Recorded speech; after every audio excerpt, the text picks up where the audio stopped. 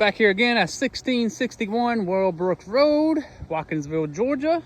Just going over the claim and coverage and what's been paid for, what slopes have been paid for, and what slopes need to be accounted for.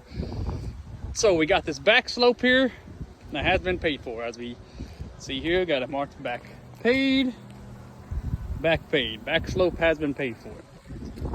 So by code and manufacturer install guide, we come up to the ridge here. We must overlap our underlayment 6 inches on each side on the adjacent slope, going up under the shingles.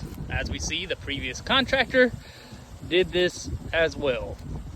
Man, it's fell 6 inches up under the shingle. So if we do that by code and run our felt and underlayment 6 inches onto the adjacent slope, we are tearing into 2 shingles all the way down here on this front slope here.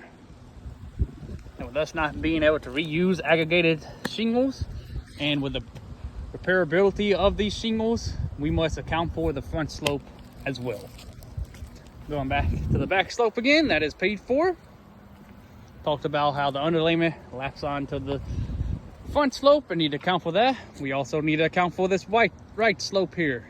As we see the valley, we see the IW stands for ice and water. By code, we are supposed to overlap the ice and water 18 inches on each side of the valley, tearing into the right slope. As we discussed, these shingles are unrepairable, cannot get any shingle with the same exposure or length, so we must account for the right slope. So we got the front right slopes accounted for. And also, just pretty much, here's another section just showing you the same thing. The previous contractor here did the right thing, overlapped his underlayment onto the adjacent slope here. As you see, we got this hip roof and so on and so on. Ice and water here, tying us into the front left slope and the front slope. If we keep going, we're gonna have ice and water in that valley, opening up both slopes over there, have to overlap on the ridge and on that hip, opening up the whole roof.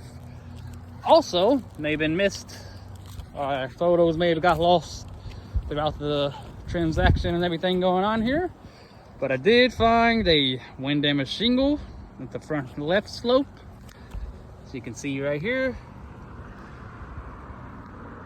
front left slope, a wind damaged shingle that may have been missed.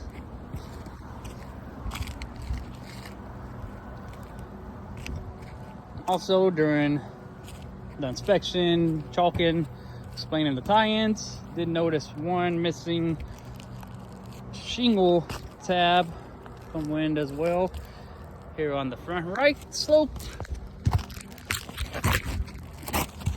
Got this shingle that's been creased and also has broken off this tab as well right here. So as we see from the tie-ins, we are going to be opening all slopes from tie-ins, and did find 2 other shingles, one from wind damage on the front slope. And the only option to get this roof back from pre-loss condition is full roof replacement.